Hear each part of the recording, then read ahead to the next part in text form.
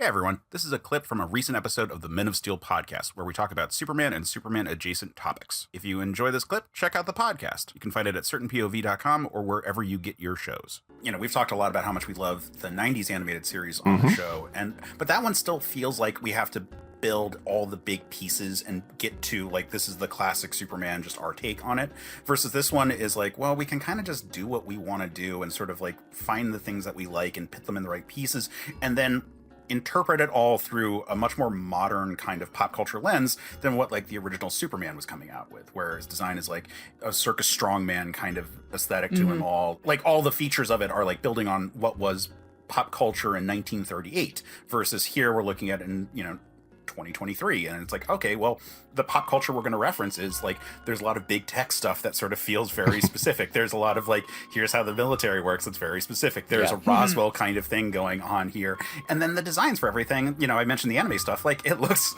straight up Mecha, like it looks like Evangelion. Yeah, it definitely does, especially Ivo Parasite thing. Yes. Yeah, anime boy, magical girl transformation, Superman fighting Gundams and kaiju. I like it a lot. I loved what they did. It's like a Dragon Ball Z character. I know, it's so perfect. Yeah.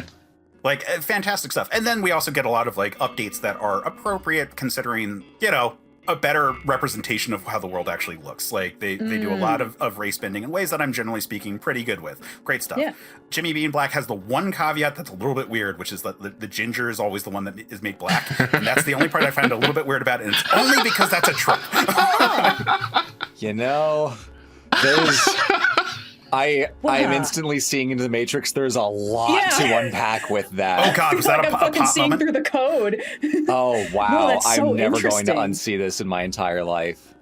That one and the weird connection of black characters with lightning powers are like the two that are like kind of weird. And then you look at like the recent redo of Legion of Superheroes where Lightning Lad, the ginger with lightning, was turned into the black character on the team, and it's just like what is happening?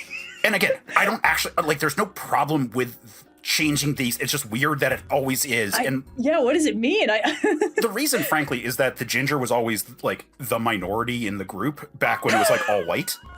Yeah. No, you're right though, actually. Yeah, I mean, because larger discussion, until like the 1950s, Irish was not white. Right. Well, yeah. So like, there's weird stuff going on there too. Like, but I freaking love this Jimmy. So like, I love this Jimmy so much. That's Jimmy easily. Nothing is wrong with any of this. It's just like it's a weird observation. It's just like this wasn't the first show to make Jimmy black, because they did that in Supergirl too. Right. So like, this wasn't even their idea necessarily. Again, it's totally fine. It's not the first time either, but it's just like, oh yeah, that's a little weird. Such a weird pattern. Why does it keep happening? I love the News Kids being an actual part of this. Like the Newsboy Legion is such a Depression era Jack Kirby kind of thing, and they're like updated in a way that's like, yeah, this is fun and works really well. Yeah, I like how it's silly, but it's silly in the way that like a bunch of kids that came up with a club, it would be silly. Like it becomes diegetically dumb. And it's also just extremely endearing where like on the surface it was like, oh, how silly, whatever. And even Lois is like, okay, guys, come on. And then they assert themselves like, no, we're in this story, damn it. And it's like, okay, you know what? Fair enough. And then they help. They help out a lot. Instances. Yeah. The joke characters always help. I have a lot of notes about Jimmy constantly being the reason that the day is saved. Yeah. I also like the running gag that everything Jimmy conspiracy theories about, he's correct. Every single thing he says is true. I mean, there's a couple tangents that don't quite match up because there's like where he'll like throw out a couple theories about a thing, but like almost everything and everything he's like adamant about is absolutely correct. Yeah. As soon as he was like super intelligent apes, I was like, oh no, wait, I need to be paying attention because these are all correct. I love like the takes on most of the characters in this. Like Perry White, I think is fantastic as being like, you guys are interns, just shut up and leave. Very reasonable authority figure. Go get coffee, make me copies. Yeah.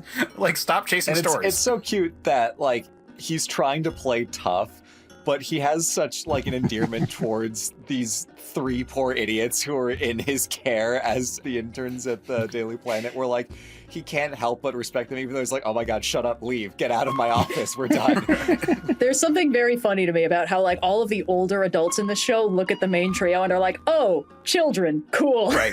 Like in terms of an interpretation of Clark, Lois, and Jimmy, that's very interesting. Yeah, I mean, like Jimmy less so because he sometimes is like a full-on kid, but yeah, with Clark and Lois, and having Jimmy be their same age and all of them being like 22, I think is like kind of perfect, because it's like, oh yeah, you're supposed to be an adult now, but at the same time, like, no, you're right, the whole world sees them as kids. Like when I interact with like a 22-year-old, I'm like, oh, you child. When I interact with like a 25-year-old, I'm like, oh, you child.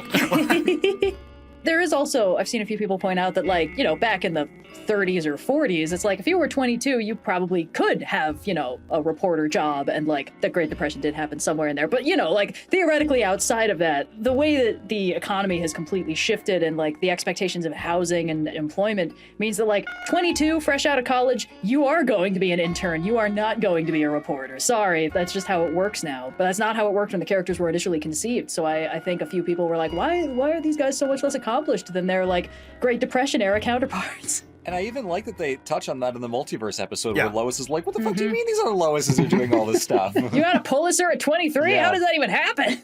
Again, the world is just very different from the way Superman was when he was first created.